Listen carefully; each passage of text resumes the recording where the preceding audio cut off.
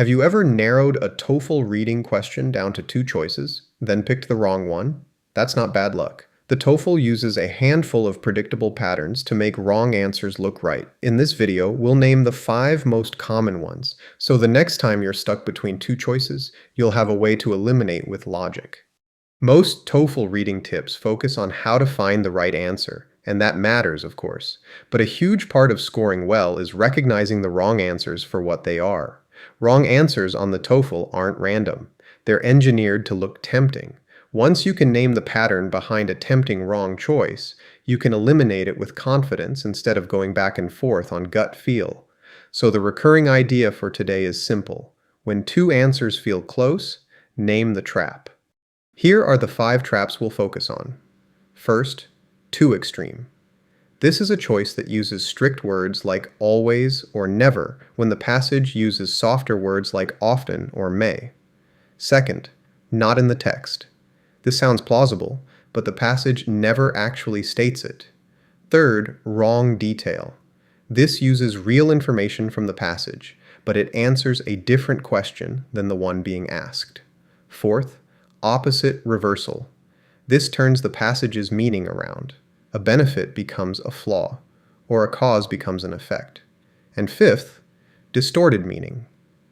This is the most subtle trap. It uses the right keywords from the passage, but it slightly shifts the meaning. Rather than showing these traps with 5 disconnected examples, we're going to work through one passage with 2 questions. Between those 2 questions, the 6 wrong answer choices will illustrate every trap in action.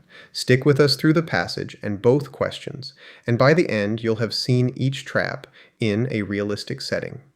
And before I continue, I want to call out that though Magoosh uses official TOEFL questions from ETS in our study plans, the upcoming passage and its questions are instead expert-crafted ones.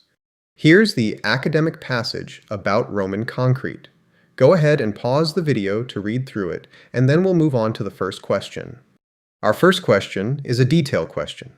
These ask what the passage directly states, so the correct answer has to be firmly supported by the text. Pause the video to take a moment to read the question and the 4 choices. Also, try picking an answer on your own first before we walk through it. Let's start with choice A. It says the way Roman concrete was mixed is the sole reason it has outlasted modern concrete. But look at the relevant part of the passage. It says recent studies suggest the answer may lie partly in certain design decisions. The words may and partly are important, because they tell us the passage is leaving room for other explanations. Choice A removes that uncertainty and states a single absolute cause. That's our too extreme trap. Now let's check choice B. It claims the concrete was used to build the Roman aqueducts that still carry water today. That sounds believable, and you may already know that Roman aqueducts are a real thing. But scan the passage carefully. Aqueducts are never mentioned. This is the not in the text trap, a claim that sounds plausible, but simply isn't supported by the passage.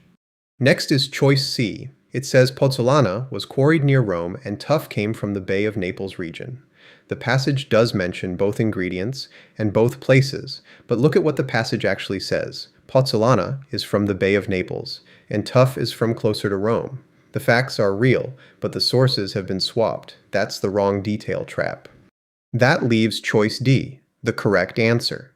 The passage supports this choice directly.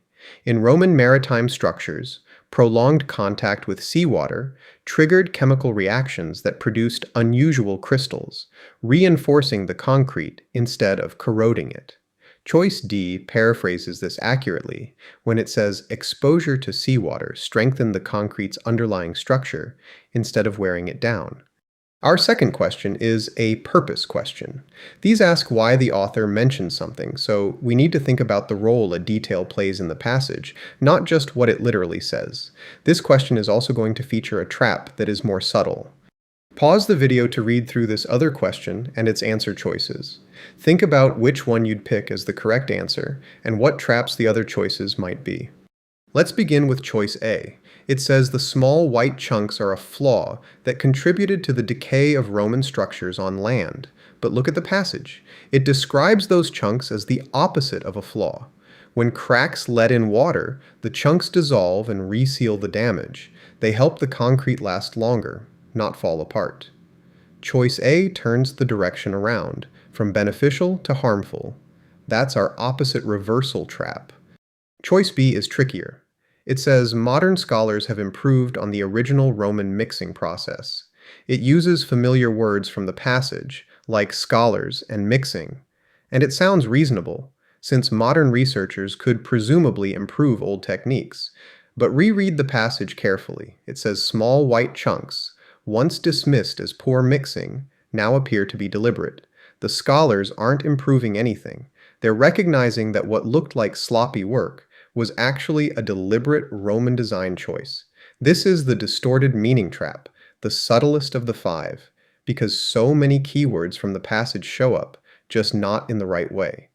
Choice C is the correct answer. The passage frames the chunks as a separate mixing choice that contributes to durability through self-healing. That's exactly what Choice C captures, an example of a design choice that may contribute to Roman concrete's durability.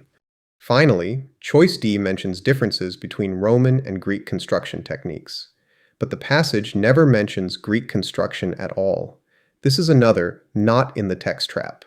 When a choice references something the passage doesn't discuss, even a reasonable sounding something, eliminate it. So there are your 5 traps. Too extreme uses strict words like always or never when the passage uses softer words. Not in the text offers a plausible claim that isn't actually stated. Wrong detail uses real passage facts to answer a different question. Opposite reversal turns the passage's meaning around, and distorted meaning keeps the same keywords but shifts the actor, action, or scope. When you're narrowing down to 2 answers and one just feels off, ask yourself which of these 5 patterns the other choice fits. By the way, for extra practice, there's a free Magoosh TOEFL Reading Practice PDF linked in the description below. Practicing trap spotting works best on real TOEFL content.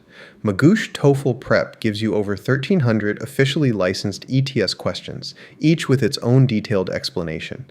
We also have 10 full-length practice tests, as well as expert video lessons covering every reading question type. We also go into more detail about each of these TOEFL reading traps. Thanks for watching, and happy studying.